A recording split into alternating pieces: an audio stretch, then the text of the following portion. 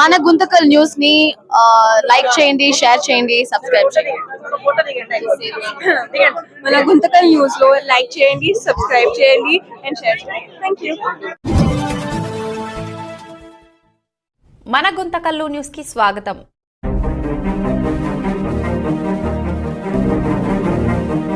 ಸಮರ್ಪಿಸಿ ವೀರಶೈವ ಸಮಾಜದ ಅಧ್ಯಕ್ಷರಾಗಿರ್ತಕ್ಕಂತಹ ವಿಶ್ವನಾಥ ರೆಡ್ಡಿಯವರೇ ಆದಿಯಾಗಿ ಎಲ್ಲ ಸಮಾಜದ ಮುಖಂಡರಿಗೂ ಮತ್ತು ಸಮಾಜದ ಹಿರಿಯರಿಗೂ ಮತ್ತು ಮಾತೆಯರಿಗೂ ಮಕ್ಕಳಿಗೂ ನಿಮ್ಮೆಲ್ಲರಿಗೂ ಸಹಿತ ಶುಭವನ್ನು ಕೋರುತ್ತಾ ಈ ಕಾರ್ತಿಕ ಮಾಸದ ಒಂದು ಸಾಯಂಕಾಲ ಸಮಯದಲ್ಲಿ ಒಳ್ಳೆಯ ಕಾರ್ಯಕ್ರಮವನ್ನು ಇಟ್ಕೊಂಡು ನಮ್ಮ ಸಮಾಜವನ್ನು ಸಂಘಟನೆ ಮಾಡಬೇಕು. ನಾವೆಲ್ಲರೂ ಒಂದು తెలుగునే ಹೇಳ కన్నడದಾಗ తెలుగునే అంతా ఒకటి అయి కలిసిమెలిసి ఉండాలని ఒక సంకల్పంతో వీరశైవ సంఘం వాళ్ళు ఈ కార్తీక మాసం యొక్క సోమవార రోజున అత్యంత పవిత్రమైనది. ఈరోజు దీపోత్సవ కార్యక్రమంతో పాటు స్వాముల వారి యొక్క ఆశీర్వాదం, అది జ్ఞానజ్యోతి, అది బహిర్జ్యోతి, ఇది లోపల జ్యోతి. సామాన్యంగా మనం జ్యోతిని వెలిగిస్తున్నాము. దానికి ఆంతరిక అర్థం ఏమిటంటే సూర్య చంద్రాదులు జ్యోతులుగా ఉన్నారు.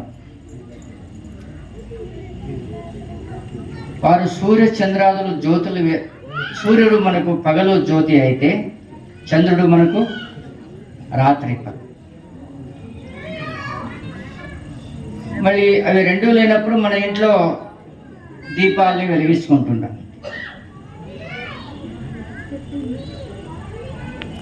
మనుష్య చీకటిలో నివసించడానికి ఇష్టం లేదు మనుషునికి.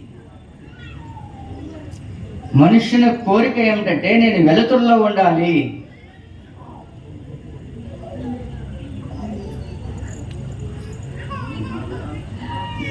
ఆయన నిద్రపోయేటప్పుడు కూడా చీకటిలో పడుకోడు, చిన్న లైట్ వేసుకొని వెలుతురులోనే పడుకుంటాడు. ఎందుకు వెలుతురులో ఆయన ఉంటున్నాడు అంటే, ఎందుకు వెలుతురు ఈ దీపాన్ని అపేక్షిస్తున్నాడంటే తన స్వరూపం వెలుతురు స్వరూపం. తన ఆత్మజ్యోతి, పరంజ్యోతి అంటారు. బయట మనకు ఈ దీపాలు మనకు దావును చూపిస్తున్నాయి. ఈ కార్తీక మాసం అంటే దీపాలు వెలిగించేది, శ్రావణ మాసం అంటే శ్రవణం వినేది, పురాణాలు పుణ్యకథలు శ్రవణం వినేది. తర్వాత ఏది మాసం వస్తుందండి? భాద్రపద మాసం.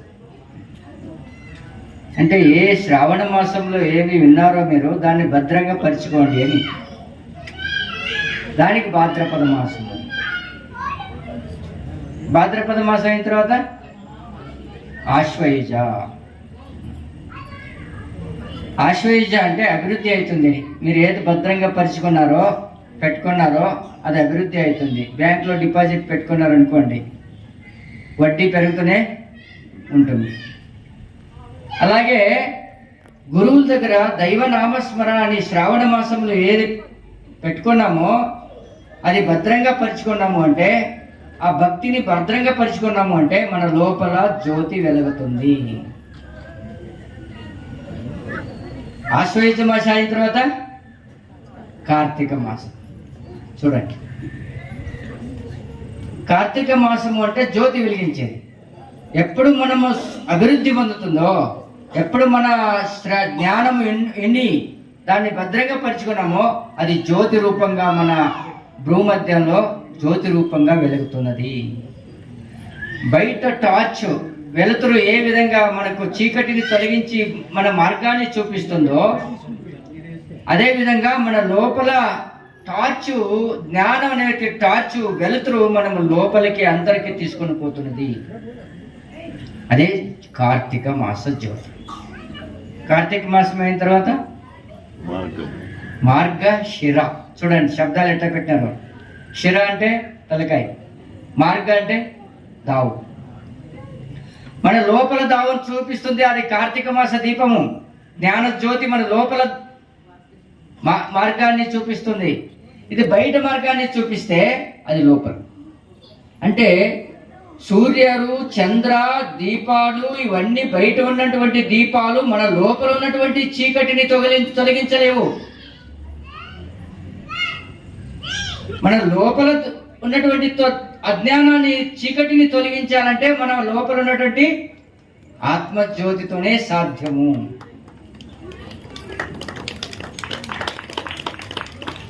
జ్ఞాన జ్యోతితోనే సాధ్యము. కాబట్టి కన్ను మూసుకుంటే మనకు అంత చీకటి కనపడుతుంది. నిదానంగా ప్రాక్టీస్ చేస్తుంటే లోపల జ్యోతి వెలుగుతుందని శాస్త్రజ్ఞులు మనకు చెప్తున్నారు. భూమధ్యలో జ్యోతి వెలుగుతున్నది. ఆజ్ఞాచక్రంలో జ్యోతి. శివునికి 3వ కన్ను జ్యోతి, అగ్ని స్వరూపంగా ఉంది. అటు ఆధ్యాత్మికంగాను, ఇటు వ్యవహారికంగాను. మనకు బయట కూడా జ్యోతి కావాలి, వెలుతురు కావాలి. లోపల కూడా ఆత్మజ్యోతి కావాలి, పరంజ్యోతి కావాలి. అజ్ఞానం అనే చీకటి పోవాలి. కాబట్టి లోపల కూడా జ్యోతి కావాలి.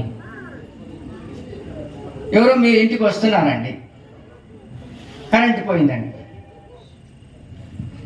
ఆయన నిలబడిన డోర్ ఫ్రెండ్ అనుకోండి, మీ ఇల్లు బాగా పరిచయం. ఆయనకి కరెంటు పోయింది, ఫోన్ చేసినాడు ఆయన. లేదో అట్లా ఫోన్ అట్లా పెట్టుకో, నేను చెప్పినట్లు అట్లా రా అంటాడు ఆయన.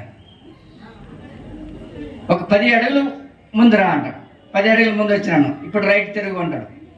మెట్లు వస్తుంది, 4 మెట్లు ఎక్కువ అంటాడు. మా 4 మెట్లు ఎక్కినాడు, కరెంట్ లేదు, చీకటి ఉంది, ఫోన్లోనే చెప్తున్నాడు ఆయన. 4 మెట్లు ఎక్కినాను, ఇప్పుడు లెఫ్ట్ తిరుగు, ముందురా, ఒక 20 అడుగులు పెట్టు, మళ్ళీ ఇట్లా రా. లాస్ట్కి వెళ్ళి వచ్చి నేను ఎక్కడికి వచ్చినంటే ఆయన ముందే వచ్చి నిలబెట్టాడు ఆయన. అక్కడ వెలుతురు లేదు, జ్యోతి లేదు, శబ్ద జ్యోతి. దాన్నే జ్ఞాన జ్యోతి అంటున్నారు.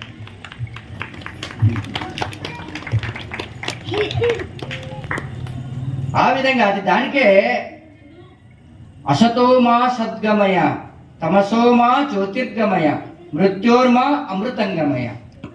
నన్ను అసత్యం నుంచి సత్యానికి, సత్యము దగ్గర పిలుచుకొని పో. తమందం నుంచి జ్యోతి దగ్గర నన్ను పిలుచుకొని పో. మృత్యు నుంచి అమృతత్వం దానికి నన్ను పిలుచుకొని పో అని ప్రార్థిస్తున్నారు ఋషులు. దానికి బసవేశ్వరుడు అన్నారు, ಜ್ಞಾನದ ಬಲದಿಂದ ಅಜ್ಞಾನದ ಕೇಡು ನೋಡಯ್ಯ, ಜ್ಯೋತಿಯ ಬಲದಿಂದ ತಮಂದದ ಕೇಡು ನೋಡಯ್ಯ, ಕೂಡಲ ಸಂಗಮ ದೇವ ನಿಮ್ಮ నామದ బలದಿಂದ నా యొక్క కర్మాలన్నీ కాలిపోతున్నాయి. స్వామివారు చెప్పినారు ఇప్పుడే, భస్మాల్ని ధరిస్తే 3 ఎవరో అడిగినారండి, 3 ఎందుకు పెడతారు, ఒకటే పెట్టుకోవాలి కదా. ఇప్పుడు ఒకటే, తమిళనాడులో ఒకటే పెట్టుకుంటారు అనుకోండి. 3 ఎందుకు పెడుతున్నారంటే తన వెనుక చేసినటువంటి కర్మ, ఇంకొకటి ఇప్పుడు చేసినటువంటి కర్మ, ముందు చేసినటువంటి కర్మ. ఈ 3 కర్మాలు కాలిపోవాలంటే 3 బెట్టుతో భస్మం ధరించాలి.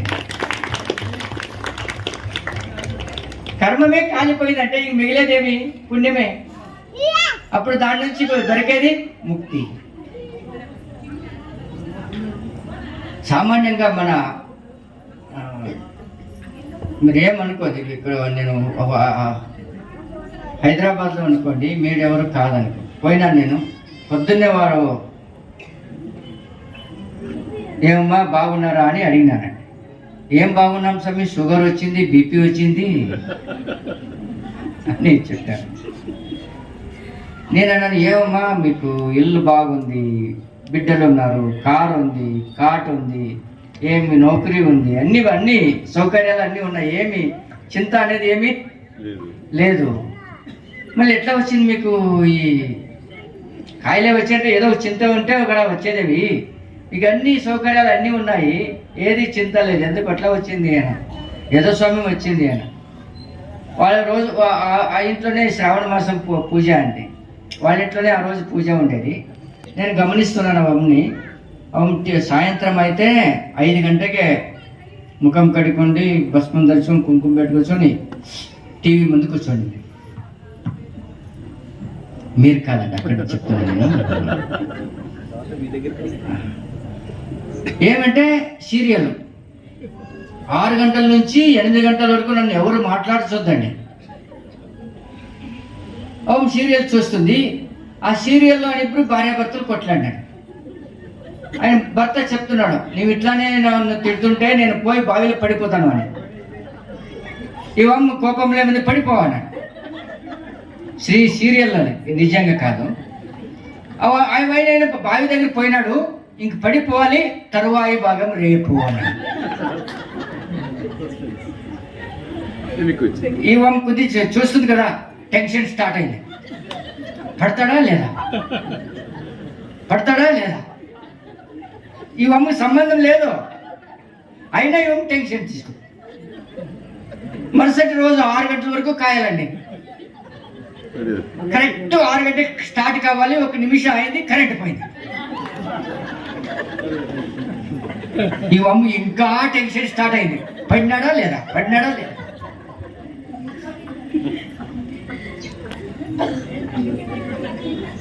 తట్టుకోలేక అమ్మ ఫోన్ చేసింది ఆ పక్క ఏరియా స్నేహితుడు అమ్మాయి. ఏ అమ్మా, ఆమె పడినాడా లేదా? ఆ అమ్మని ఎవరు పడినాడు, ఎక్కడ పడినాడు, ఏమి? ఏమో టెన్షన్ వచ్చి బీపీ, షుగరు ఇవన్నీ వచ్చాయి. నేను అనుకున్నాను, ఓ దీని నుంచే ఇవమ్మ షుగరు బీపీ వచ్చింది.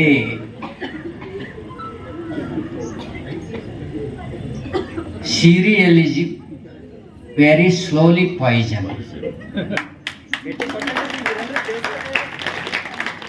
సీరియల్ అంటే నిజంగా నిదానంగా మన లోపల భయం పుట్టిస్తున్నాయి, కాయలు తెస్తున్నాయి. అమ్మగారు మీరు ఇక్కడ ఏడుస్తారో లేదో, ఆ సీరియల్ ముందు కూర్చున్నప్పుడు మాత్రం మీరు కాదు, అక్కడ హైదరాబాద్ అండి వాళ్ళు ఏడుస్తారు అబ్బబ్బబ్బబ్బ గంగాడేది అంతా ప్రవేశం.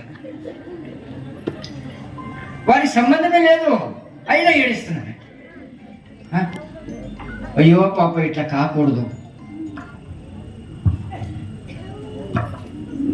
అదే సమయాన్ని నేను ఒక విషయాన్ని చెప్తానండి. చూడండి, మనము కాయలు తెచ్చుకుంటున్నాము, సీరియల్ తెచ్చుకొని చూసుకొని కాయలోకి డబ్బు ఇచ్చి కాయలు తెచ్చుకుంటాం.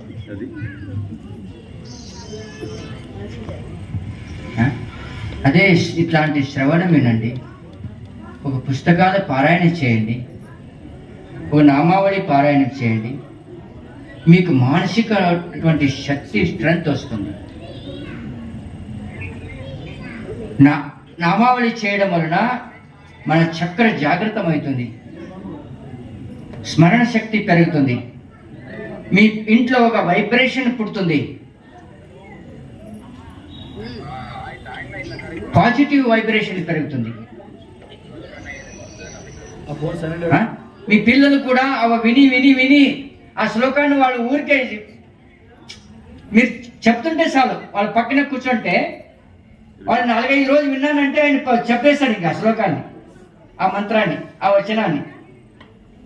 అట్లా మనం ఇంకొక విషయాన్ని నేను చెప్తున్నా అండి. స్నానం చేసిన ఈ పౌడర్ చేస్తున్నారు కదా, పౌడర్ అంటించుకుంటున్నారు కదా, అది ఏం తెలుసా మీకు నిజంగా? ఈ శవ కాలుస్తారు కదా అండి, ఆ బూడిదని దాన్ని కెమికల్ వేసి ఇస్తున్నారు. మేము స్నానం చేసుకొని శుభ్రపరిచి తర్వాత శవాన్ని బూదిని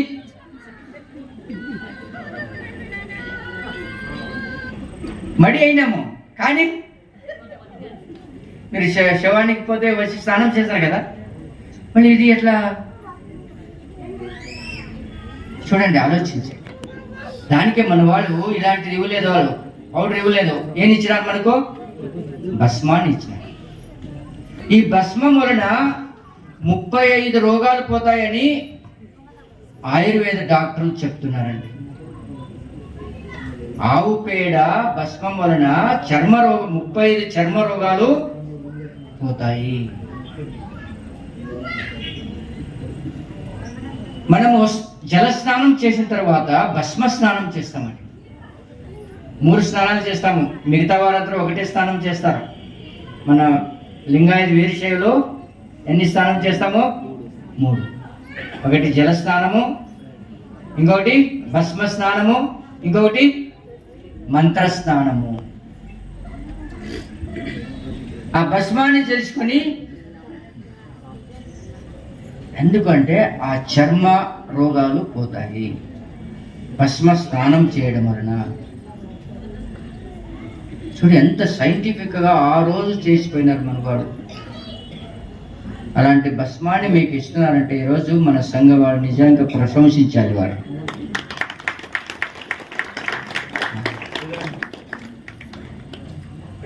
మన సంస్కృతిని మర్చిపోతున్నాము, మన సంస్కారాన్ని మర్చిపోతున్నాము, మన పూర్వజులు చెప్పినటువంటి గ్రంథాలని మర్చిపోతున్నాము, మన సంప్రదాయాల్ని మర్చిపోతున్నాము. ఇది మన సంప్రదాయం. భస్మం పెట్టుకొని భస్మం ఇస్తున్నారు మీకు, భస్మం పెట్టుకోండి.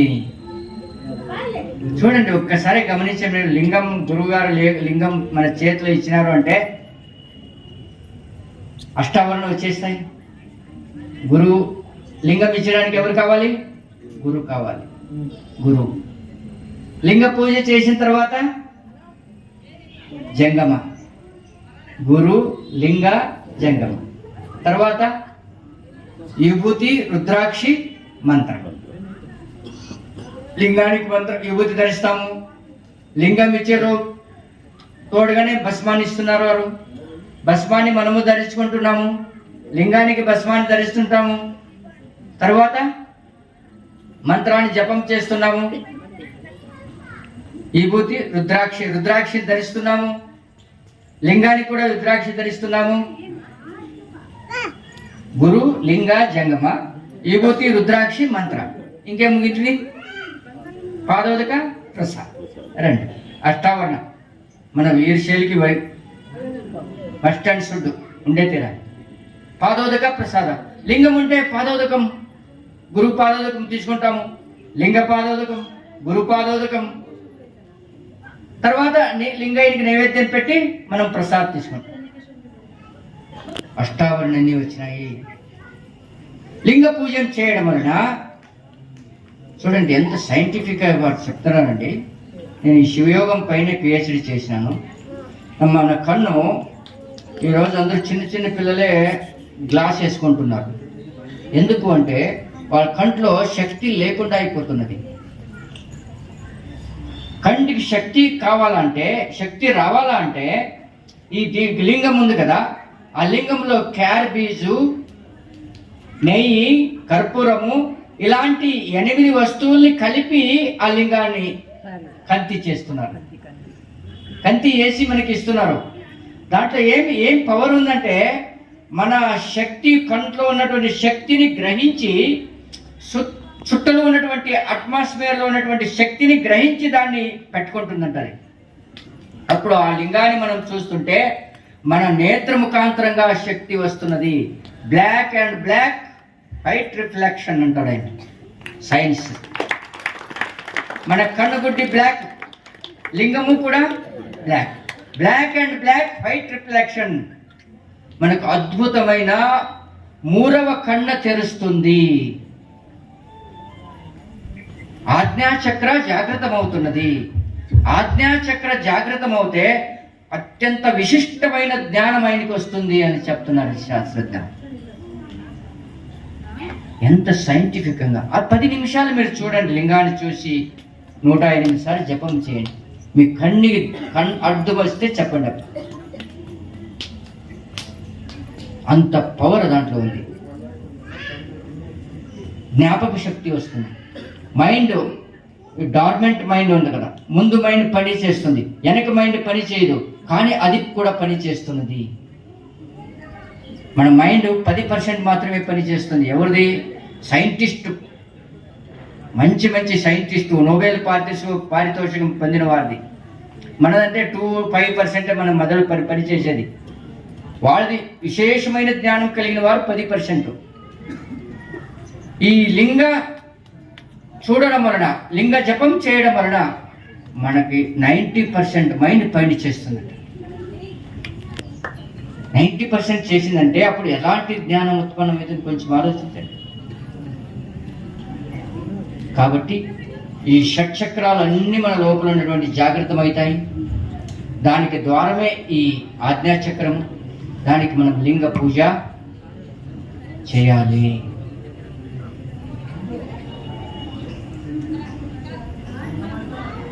ఎంత సైంటిఫిక్ మనకు పోయినారు చూడండి. మన సంప్రదాయాల్ని మనం మర్చిపోతున్నాం.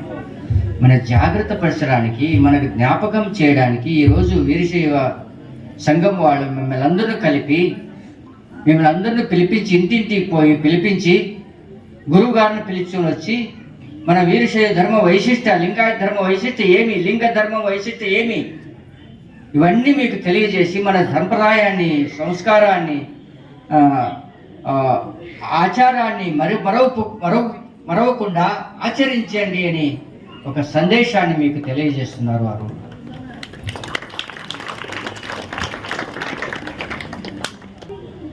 మనం ఏ విధంగా జ్యోతిని బయట పెట్టుకుంటున్నామో లోపల కూడా ఆ జ్యోతిని పెట్టుకోవాలి, ఆ జ్ఞాన జ్యోతిని పెట్టుకోవాలి, పరంజ్యోతి మనకు లోపల ఉండాలి అనే సందేశాన్ని మనకు తెలియజేస్తున్నారు.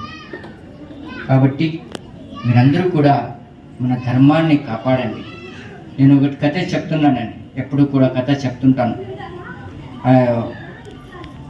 పరదేశంలో జరిగినటువంటి కథ అది.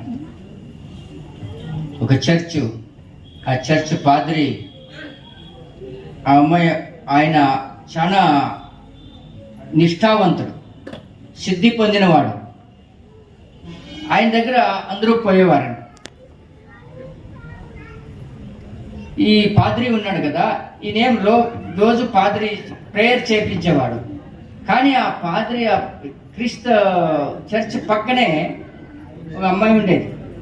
ఆ అమ్మాయి చాలా ప్రజ్ఞావంతులు, భగవన్ నామస్మరణం చేసి భగవంతుని సాక్షాత్కరించుకుంది. జనమంతా ఇక్కడికి వచ్చేటువంటి అక్కడికి పోయేవారండి ఆ అమ్మ దగ్గర. ఆ అమ్మ తపస్విరాలు, ఏమో మాకు మంచి చెప్తుంది అని. ఈయనకి అయ్యో నా చర్చికి రావడం లేదే, నా ఇక్కడ రావడం లేదే అనుకొని ఈయనకి కొంచెం అసూయ పుట్టింది. ఆ అమ్మకి ఎట్లనే అబద్ధం చెప్తే సరిపోతుంది అనుకొని ఒక ఆయన పిలిచినాడు. ఒక ఆయన పిలిపించి చెప్పినాడు, నీవు పోయి ఒక పని చెయ్యి, నీ చేతిలో ఒక చిన్న పిట్ట ఇస్తాను. ఆ చిన్న పిట్ట ఉంది కదా, దాన్ని తీసుకొని పోయి నా చేతిలో ఏముంది అని ఆ అమ్మని అడుగు.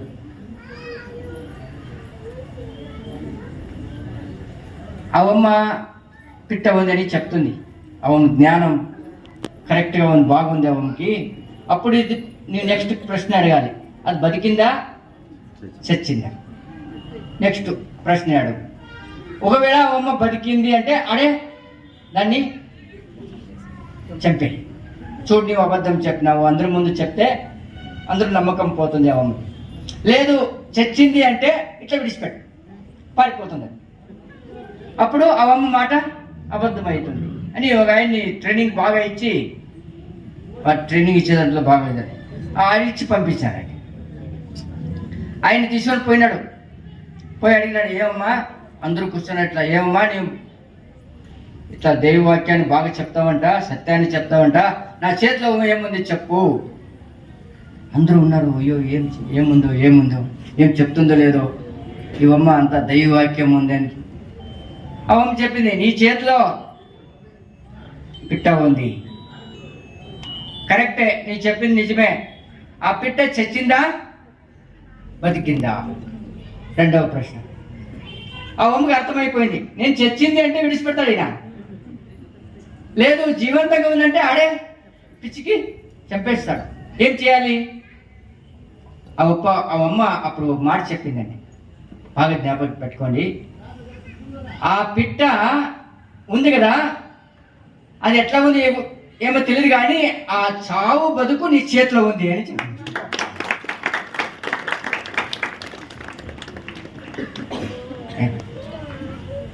ఆ పిట్ట ఏది కాదో మన లింగం, మన ధర్మం, మన సంస్కారం, మన ఆచారం. దాన్ని గురువులు మీ చేతికి ఇచ్చినారు. దాన్ని బతికించేది చంపేది మీ చేతిలోనే ఉంది. ఆచరిస్తే బతుకుతుంది, ఆచరించకపోతే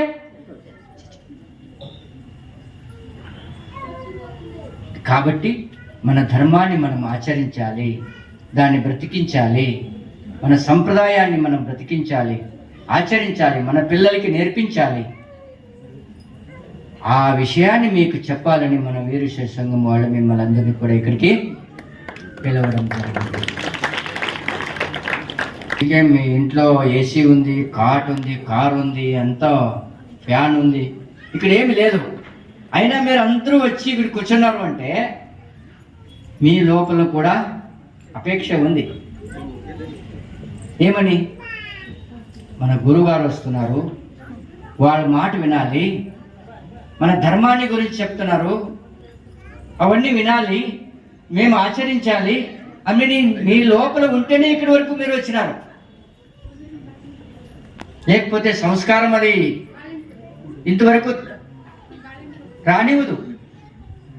మీ లోపల ఒక సంస్కారం, భక్తి ఉంది. ఆ భక్తినే మిమ్మల్ని ఇక్కడికి పిలుచుకొని వచ్చింది. కాబట్టి నేను ఎక్కడికో చూసినాను, ఇక్కడ అనంతపూర్లో ఈ కార్తీక మాసం వనభోజనకి పోతున్నాను, ఉరుకొండలో, కళ్యాణదుర్గలో అందరూ పిలుస్తారండి. కానీ ఇంతమంది ఎక్కడో నాకు చూడలేదు. ఇంతమంది గుంతకల్లో చేరినటువంటి ఎక్కడో ఆ మాతాజీ వారు అమ్మగారు ఎక్కువ ఉన్నారు. ఏం బస్సు ఫ్రీ వంతు వచ్చినారో ఏమో తెలియదు. మళ్ళీ అదే సీరియల్ అన్నీ విడిచిపెట్టి వచ్చినారంటే నిజంగా ఒకసారి అమ్మగారికి చెప్పులు కొట్టండి. కాబట్టి మీరందరూ వచ్చి ఇంత కార్యక్రమంలో వారు యొక్క ఎంత పరిశ్రమ పడుతున్నారు. వారు చెప్పినారు స్వామి వారు అధ్యక్షుడిగా లేదు, ఒక కార్యకర్తలుగా అందరూ కూడా వాళ్ళ సంఘం వాళ్ళందరూ కూడా చిన్నపిల్లలాగా పని చేస్తూ కార్యక్రమాన్ని జరుపుతున్నారు. ఇవన్నీ చక్కగా ఇట్లా జరగాలంటే వారు వారం నుంచి స్వామీజీ వారిని పిలిచాలి, మన సంఘం వారు, మన ప్రజలు ఎక్కడెక్కడ భక్తులు ఎక్కడెక్కడ వారింటికి పోయి పత్రిక ఇచ్చి మిమ్మల్ని అందరూ కూడా పిలిపించి ఇంత జ్యోతి కార్యక్రమాన్ని అంత చక్కగా చూడండి ఇవన్నీ ఏర్పాటు చేశారు. నిజంగా చాలా సంతోషం అవుతుంది. వీరశైవ సంఘం వాళ్ళు ఇలాగే ఈ కార్యక్రమాలు, శ్రావణ మాస కార్యక్రమాలు కానీ, కార్తీక మాస కార్యక్రమాలు కానీ, ఇంకా లింగ దీక్ష కార్యక్రమాలు పెట్టుకొని వారి లింగ దీక్ష సంస్కారాన్ని, ఎవరికి లింగ చిన్నపిల్లలకి కానీ పెద్దవాళ్ళకి కానీ లింగం లేదో వాళ్ళకి లింగ దీక్ష ఇచ్చి గురువు గారితో మంత్రోపదేశం ఇచ్చి ఆయన ఏమంటాడు, ఏమని అంటాడు, మాట అంటాడు, ఊపిరి ఉన్నప్పుడే ఉపదేశమును పొందుమురా అని. ఈ ఊపిరి ఎప్పుడు పోతుంది ఎవరికి తెలియదు. ఈ క్షణంలో ఉంటుంది, ఇంకొక క్షణంలో. ఇప్పుడే చూశానండి, గంట అయింది ఆయన చూసి మాట్లాడినాడు, ఇప్పుడు పోయినాడు. ఈ ఊపిరి ఎప్పుడు పోతుందో తెలీదు. ఆ ఊపిరి పోయే లోపల గురు ఉపదేశాన్ని మనం పొందాలి. ఆ మంత్రోపదేశాన్ని మన చెవులో పెట్టుకోవాలి.